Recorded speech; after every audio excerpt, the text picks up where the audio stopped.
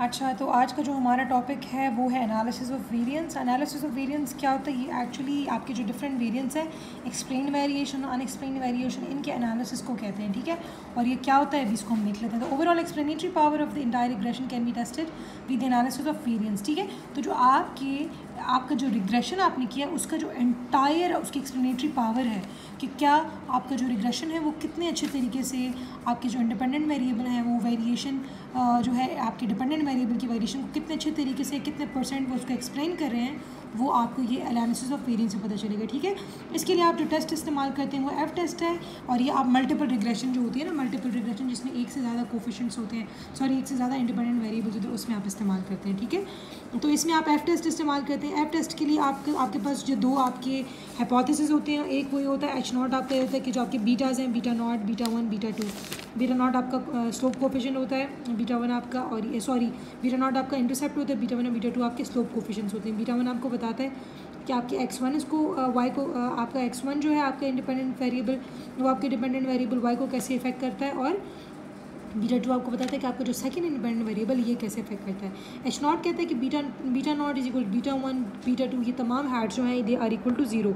Means कि ये जो है आपका इनसिग्निफिकेंट है और आपने जो सारी रिग्रेशन की है, ये जो आपके रिग्रेशन की जो एक्सप्लेनेटरी पावर है वो ज़ीरो है। मतलब आपके इंडिपेंडेंट वेरिएबल्स आपके डिपेंडेंट वेरिएबल्स को एक्सप्लेन नहीं करते उनकी वेरिएशन को। तो उसका अल्टरनेट क्या हाइपोथेसिस होता है that your H not, your beta not, beta one and beta two hats are not equal to zero. मतलब कि वो ज़ीरो नहीं है बल्कि वो other than significantly other than zero हैं। और आपके जो इंडिपेंडेंट वेरिएबल्स हैं वो आपके डिपेंडेंट वेरिएबल की वेरिएशन को एक्सप्लेन करते हैं। देखिए F stat is use to test the hypothesis that the variation in the independent variables access explain a significant proportion of the variation in the dependent variable, ठीक है। ये दोनों हो गए। अच्छा, इसके फाइंड करने के लिए आपको पहले एफ स्टैट्स मालूम करना पड़ेगा। उसके लिए दो फार्मूले हैं, एक ये वाला है और एक ये है।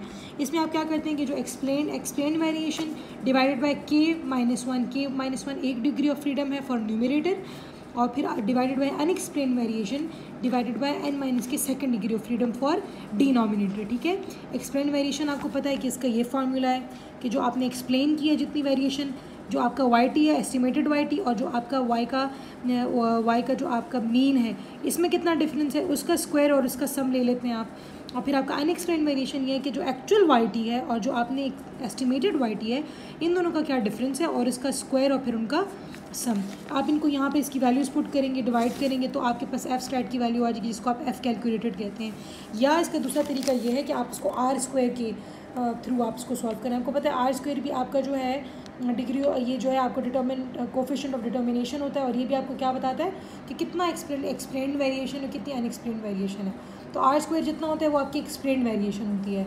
R square divide by k-1 same to same वैसे, और फिर नीचे जो टोटल वेरिएशन होती है वो 1 होती है, और उसमें से अगर आप आर निकाल देते हैं जो एक्सप्लेन्ड वेरिएशन है तो जो बाकी बच जाती है वो आपकी अनएक्सप्लेन्ड होती है, जैसे यहाँ है, ठीक है। तो ये अनएक्सप्लेन्ड वेरिएशन होगी डिवाइड बाई n-k।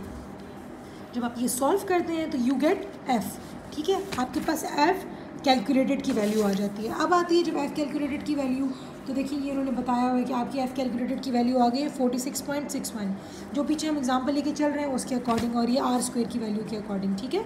और ये एन है और ये के है, तो इसके अकॉर्डिंग ये आ जाती है 46 पॉइंट ये। अब आपने इसकी एफ टैबुलेटेड फाइंड करनी है। एफ टैबुलेटेड फाइंड करने के लिए आप क्या करेंगे कि एफ टेबल में जाएंगे।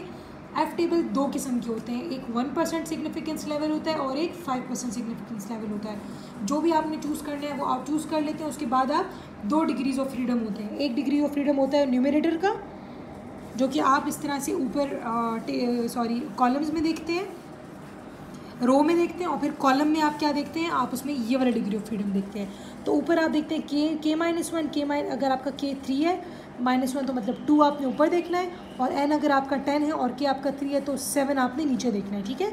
और इसके बाद आपके पास जो आएगा f की वैल्यू वो आपकी क्या होगी, एफ टैबुलेटेड की वैल्यू होगी, ठीक है। आपने एफ टेबल में देखनी है। एफ टेबल मेरे पास नहीं है, लेकिन टेबल इस तरह से होगा ना, एक हॉरिजॉन्टल लाइन होगी, एक वर्टिकल लाइन होगी।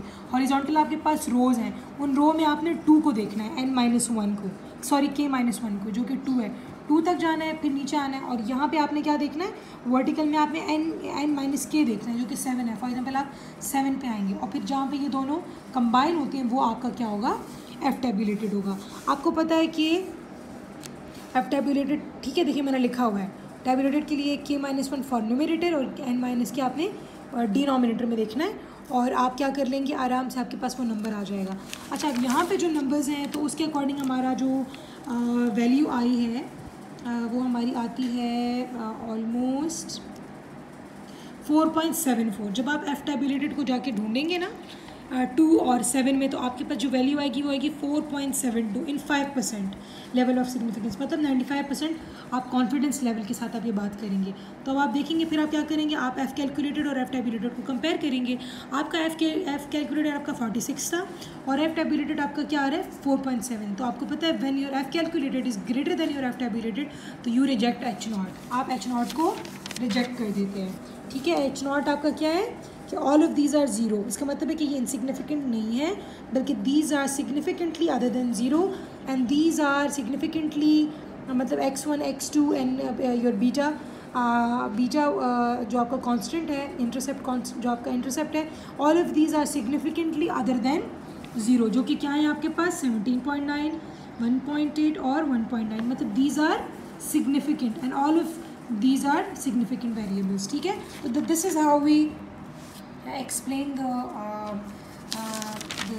explanatory power of a multiple regression analysis, ठीक हो गया। इसको हम क्या कहते हैं, एनालिसिस ऑफ वेरिएंस है, इसको हम एफ टेस्ट भी कहते हैं।